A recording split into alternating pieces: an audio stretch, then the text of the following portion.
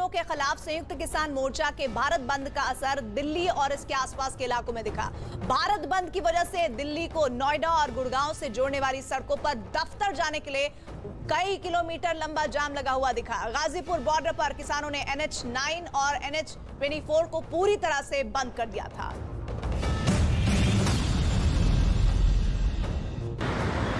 आप यकीन करें या ना करें, लेकिन हकीकत यही है कि ये देश की राजधानी दिल्ली को औद्योगिक शहर गुरुग्राम से जोड़ने वाली सड़क है।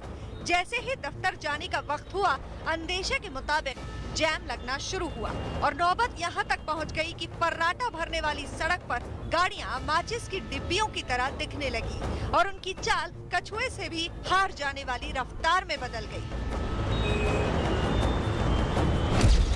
चूँकि इसी साल 26 जनवरी को दिल्ली ने किसान आंदोलन का ऐसा रुख देखा था जिसने देश को शर्मसार किया था, इसलिए इस बार दिल्ली पुलिस और सुरक्षा बल के जवान मुस्तैद नजर आए और उनकी इस मुस्तैदी से जैम की मुश्किलों में इजाफा ही हुआ।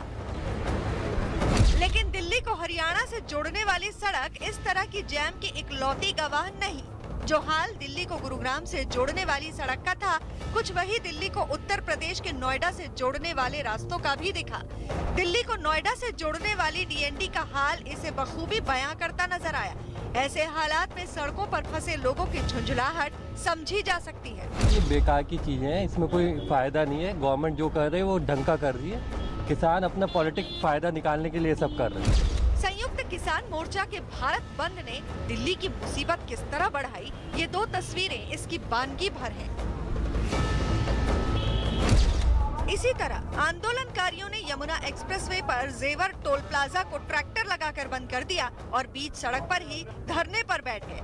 जैम लगा तो दफ्तर जाने वालों से लेकर सड़क के रास्ते आगरा और दूसरे जगहों पर घूमने जाने वाले भी फंस गए। बहुत लोग सर, बहुत ज्यादा परेशानी बढ़ गई हमको, और इतनी दूर इंदौर से सिर्फ हम ताजमहल देखने के लिए आए हैं। हमारा तो पूरा प्रोग्राम ही खराब हो गया ना।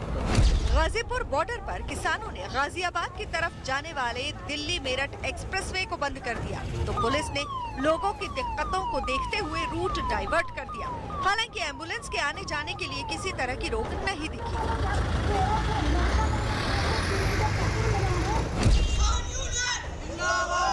मेरठ में भी किसानों ने जगह जगह चक्का जाम कर दिया और सड़कों पर ही धरना देकर नारेबाजी करते नजर आए। राजधानी और इसके आसपास के इलाकों में आंदोलनकारियों के तेवर को देखते हुए दिल्ली पुलिस ने भी एहतियातन चौकसी बढ़ा दी और इसका असर खास तौर पर लाल किले के आसपास दिखा, जहां बैरिकेडिंग कर दी गई। पुलिस की सख्ती की वजह से लाल किले के आसपास भी जैम के हालात दिखे। संयुक्त किसान मोर्चा ने किसान आंदोलन के 10 महीना पूरा होने के मौके पर भारत बंद का ऐलान किया था। मोर्चे की तरफ से सुबह 6 बजे से शाम 4 बजे तक बंद की अपील की गई। बंद का असर दिल्ली और उसके आसपास के इलाकों में साफ साफ नजर आया। बताया गया कि आंदोलनकारियों ने कम से कम 20 रास्तों को बंद कर दिया। ऐसे में जैम में फंसने वाले ज्यादातर लोगों ने आंदोलनकारियों को ही इसका जिम्मेदार ठहराया और जल्द ही इसका कोई समाधान निकालने की अपील की। किसानों के भारत बंद का असर ट्रेनों पर भी पड़ा। बहादुरगढ़ में तो रेलवे स्टेशन पर आंदोलनकारियों ने कब्जा कर लिया और किसान रेल की पटरियों पर ही धरना देते नजर आए। जो हमको 10 महीने पूरे हो गया आज दिल्ली के अड्डा पर बैठे को, आज 11वां महीना शुरू हो गया ते सेंटर सरकार हमारी बात नहीं मान रही। जो 3 काले कानून लियाते हैं वो कल्ले किसानों के खिलाफ नहीं, वो सारे देशवासियों के खिलाफ है। दिल्ली के पास हरियाणा के यमुना नगर में भी प्रदर्शनकारी पटरियों पर ही नारेबाजी करते दिखे। ऐसा हुआ तो ट्रेनों को जहां तहां रोकने की नौबत आ गई।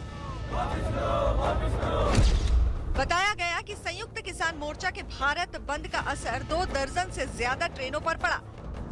नई दिल्ली अमृतसर शान पंजाब, नई दिल्ली मोगा, पुरानी दिल्ली पठानकोट, कटरा जाने वाली वंदे भारत एक्सप्रेस, कालका शताब्दी को रद्द करना पड़ा।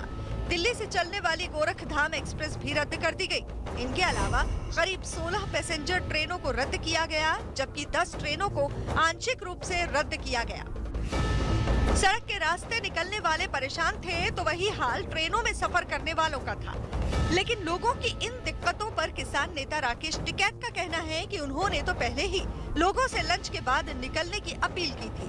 अब भला टिकैत को कौन समझाए कि जिन लोगों ने काफी पहले ट्रेनों की टिकट ले ली थी और अपना कार्यक्रम तय कर लिया था, वो अब क्या करें? सबको पता था भाई कि लंच के बाद में जाना, तो क्यों निकले घर से? मैंने अभी ये कहा कि सबसे रिक्वेस्ट करी थी कि लंच के बाद में निकलना। कुछ ऐसा ही दावा दिल्ली के सिंघू बॉर्डर पर जमे आंदोलनकारी किसानों ने किया। प्रदर्शनकारियों का दावा है कि उनका मकसद किसी को तंग करना नहीं, बल्कि सोती हुई सरकार को जगाना है। हमारा किसी को तंग करने का संदेश नहीं था। ये हमारा संदेश था कि सोती हुई सरकार को जगाने के लिए था। सरकारें सो रही है, 10 महीने से किसान बैठे हुए हैं और कोई बातचीत नहीं कर रही है। आंदोलनकारियों के इस रुख के बाद जैसे जैसे दिन चढ़ता गया, घर से बाहर, दफ्तर या किसी और काम से निकलने वालों की मुसीबत बढ़ती रही। सड़कों पर किसान जमे रहे। मोदी नगर जैसा हाल देश के अलग अलग हिस्सों में भी नजर आता रहा। ट्रैक्टर से रास्ते बंद होते दिखते रहे और किसानों की नारेबाजी तेज होती रही। कृषि कानूनों को खत्म कराने की मांग को लेकर किसान बीते 10 महीनों से आंदोलनरत हैं। सरकार से नई दौर की बातचीत के बावजूद गतिरोध बरकरार है और इस दौरान प्रदर्शन की वजह से आम लोगों को मुसीबतों का सामना करना पड़ा। एक बार फिर भारत बंद की वजह से दिल्ली और इसके आसपास के इलाके उसी तरह की परेशानी के गवाह बने हैं।